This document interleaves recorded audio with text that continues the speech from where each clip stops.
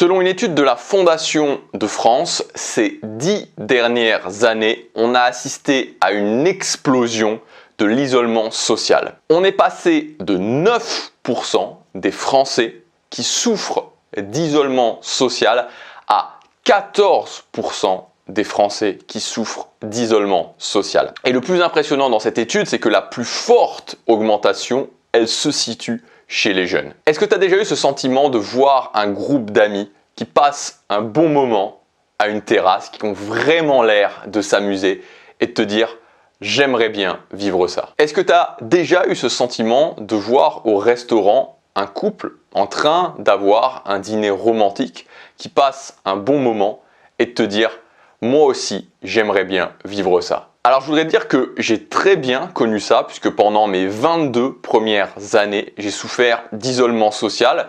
C'est simple, pendant ces 22 premières années, j'avais deux amis. Voilà, j'avais deux amis. J'avais un ami en réalité, on peut dire, puisque je l'avais rencontré au CP. Donc pour ceux qui ne sont pas français, c'est la première année de l'école primaire. Donc ça fait voilà, ça faisait un moment. Et un deuxième ami qui était un ami virtuel entre guillemets, puisqu'on se voyait sur Internet et qu'on jouait. On s'est connus en fait en jouant aux jeux en réseau ensemble. À un moment donné, j'ai décidé de sortir de ça. J'ai décidé de m'améliorer socialement. Alors quand je dis j'ai décidé de sortir de ça, j'ai décidé de m'améliorer socialement, je l'ai décidé plein de fois en fait. Il y a plein de fois où je me suis dit ok maintenant je m'améliore socialement, mais à un moment donné, je l'ai vraiment fait. À un moment donné, je me suis engagé et je l'ai fait. Pour de bon cette fois-ci. Et il y a un truc dont je me suis aperçu avec le temps, c'est que en fait c'est assez dingue de voir que le fait d'avoir un cercle social riche, c'est simple en fait. Et ça tient en un mot, socialisation. La socialisation. Arriver dans une soirée, boum, je vais aller parler à quelqu'un. Arriver dans un nouveau job, boum, je vais socialiser avec les gens qui travaillent déjà là. Et en fait, quand j'y pense, de toutes ces années finalement où j'étais dans l'isolement social, je me dis que en fait il y a plein de choses des fois qui me reviennent en mémoire où je me dis j'ai raté des opportunités juste parce que j'allais pas socialiser. Je me souviens notamment quand je suis arrivé en première année à la fac de droit à Nice, c'était le moment où, voilà, où je commençais à me prendre en main physiquement et je me souviens que, alors vous savez peut-être si vous avez déjà été en fac, la fac donc l'université c'est quelque chose où voilà, globalement on sort du lycée, personne ne se connaît, donc c'est justement le moment où on peut faire un nouveau cercle social. En même temps c'est un petit peu tendancieux, surtout au départ, parce qu'il n'y a que des cours au début en grand amphithéâtre. Je me souviens justement au début j'attendais pour rentrer dans ces grands amphithéâtres, le début de l'heure, et il y avait une fille qui était elle aussi seule en face et qui me regardait, et cette scène elle arrivait 2-3 fois au début de l'année. Elle était seule, j'étais seul, elle me regardait, je la regardais. Et pourtant, j'ai rien fait quoi. Et je me dis à quel point, voilà, c'est ce type de choses qui sont des opportunités ratées justement par cette non-capacité à socialiser. Socialiser, c'est la clé. Alors bien sûr, je vous rassure, peut-être que justement, quand je vous dis ça a l'air simple, vous dites oui, ça a l'air simple, mais ça l'est pas tant que ça. C'est-à-dire que l'action est simple, bien sûr, et voilà, je vous comprends parfaitement, je te comprends parfaitement.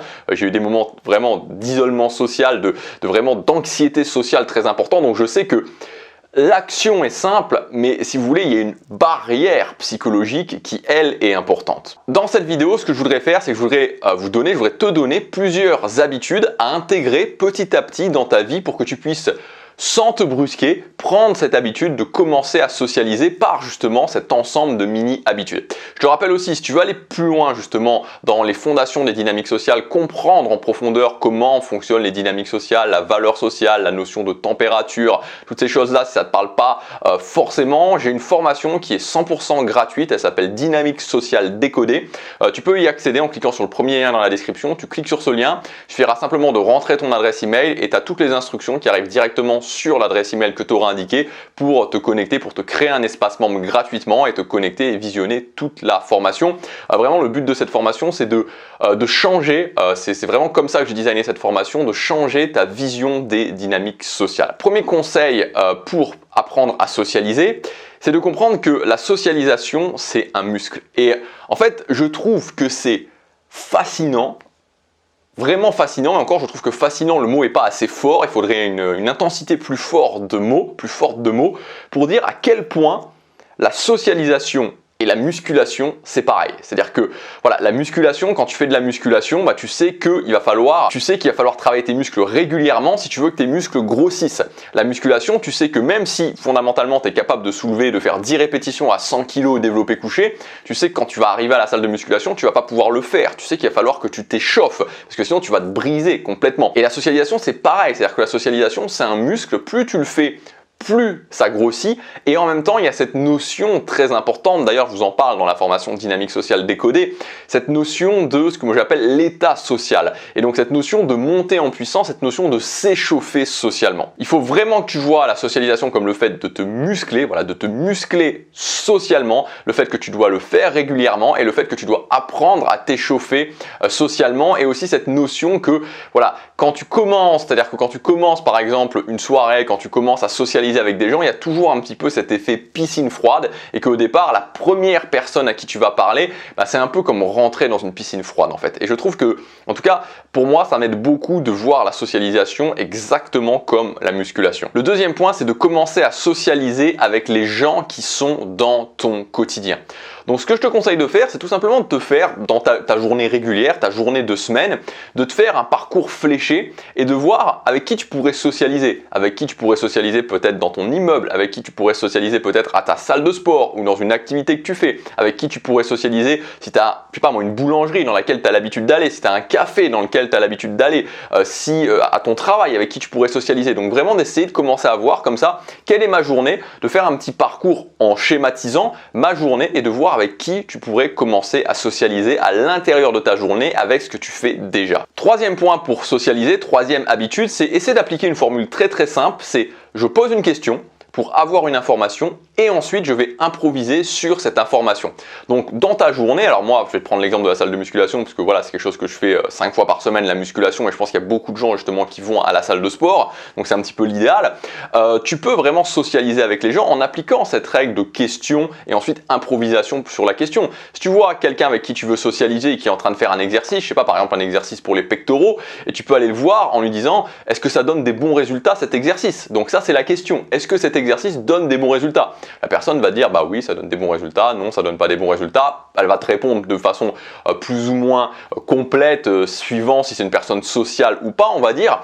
Et après, bah, toi, une fois que tu as cette réponse-là, oui, non, globalement, bah, tu peux improviser. Tu peux commencer à dire parce que moi, je galère à prendre des pectoraux, j'arrive pas vraiment, j'ai pas une bonne morphologie, j'arrive pas vraiment à trouver un exercice qui me convient à 100%, j'ai un peu de mal à prendre ou du haut des pectoraux, du milieu des pectoraux, du bas des pectoraux. Enfin bon, bref, tu vois l'idée, on s'en fout. Mais tu commences par une question et puis tu improvises sur cette question. Ensuite, voilà, tu vois si le courant passe, tu peux reposer une autre question, puis tu réimprovises une autre question, voilà, et au bout de 3 questions, 3 improvisations, si la conversation démarre vraiment pas, bah voilà, tu passes à autre chose. Et encore une fois, le but de la socialisation, c'est pas le but de faire, si tu veux, c'est pas le but de faire 20 minutes de conversation avec tout le monde, mais c'est toujours aussi important de se rappeler que la personne que tu as été voir, à qui tu as parlé à la salle de musculation, que tu lui as parlé une fois, 2 fois, 3 fois, même si c'est 5 minutes, la 4e fois avec qui tu vas, bah, quand tu vas aller lui parler, tout simplement, ça sera naturel. Vous aurez créé un lien et vous pourrez commencer la conversation simplement. Ensuite, le 4e point, c'est de comprendre que pour socialiser, l'idéal, c'est ce que j'appelle les environnements tièdes. Donc,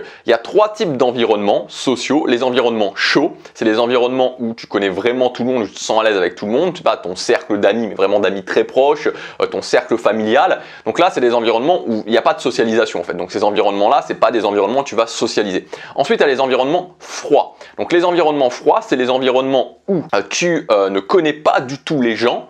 Et en plus où il n'y a pas, si tu veux, de justification pour socialiser, de choses qui fait que oui, c'est normal de socialiser. Donc l'exemple typique d'un environnement froid, c'est la rue. Si tu vas parler à des gens dans la rue, il n'y a pas forcément de justification pour aller leur parler. Donc ça, c'est vraiment, la rue, c'est l'environnement froid par excellence.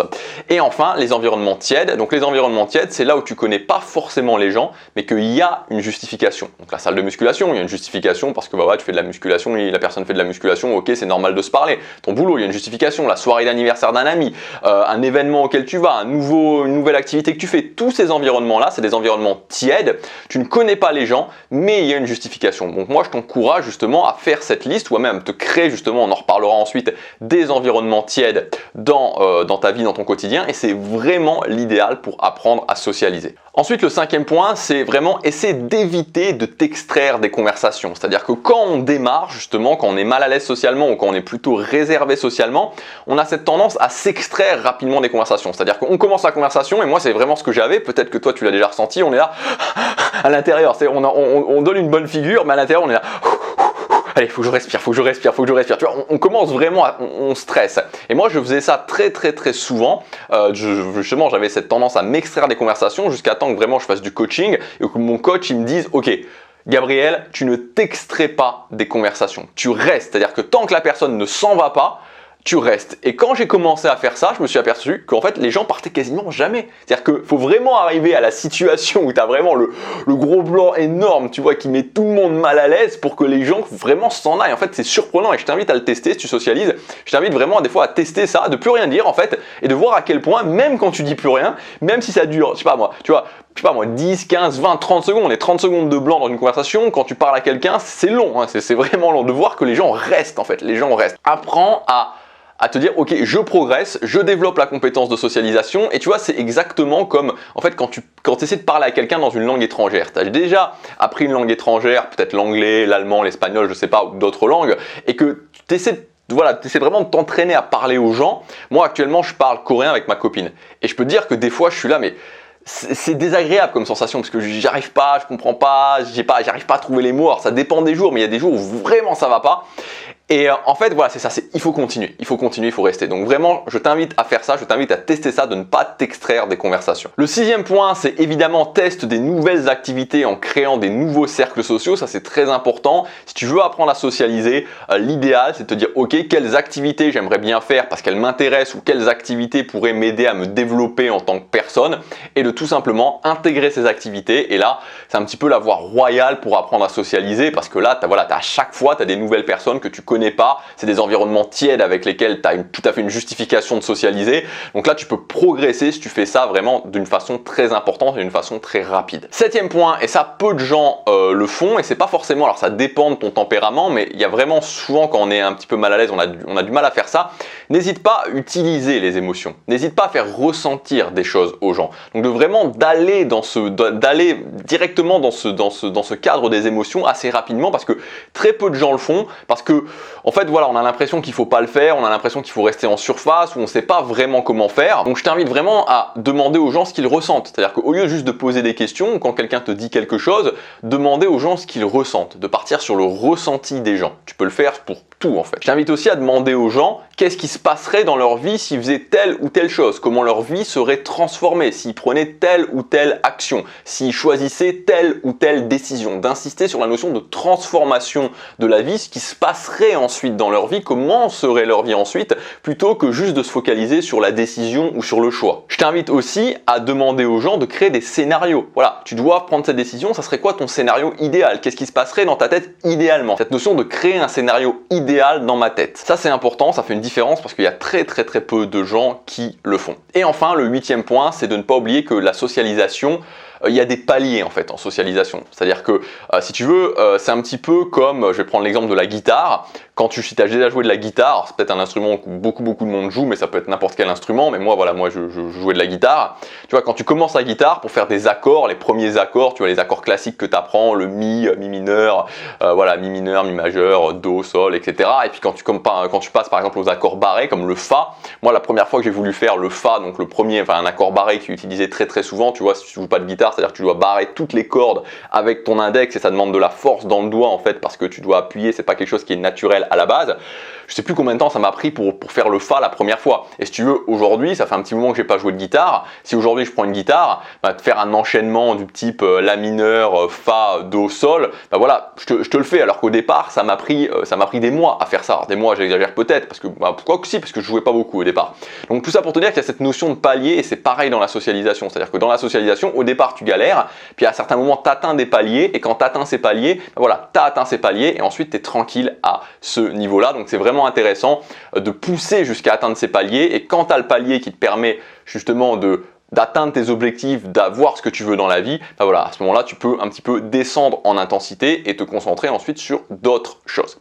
Voilà pour cette vidéo, j'espère qu'elle t'aura aidé. Je t'invite encore une fois, si tu veux aller plus loin au niveau des dynamiques sociales pour vraiment changer en profondeur ta vision des dynamiques sociales, il y a peu de gens qui connaissent les choses et pourtant c'est des basiques à connaître que je vais t'expliquer dans cette formation. Tu as ma formation, elle s'appelle Dynamique sociale décodée, c'est entièrement gratuit, c'est le premier lien dans la description, tu cliques sur ce lien, il y a tout qui est expliqué pour y accéder. Je te dis à demain dans la prochaine vidéo. Passe à l'action, chaque jour compte.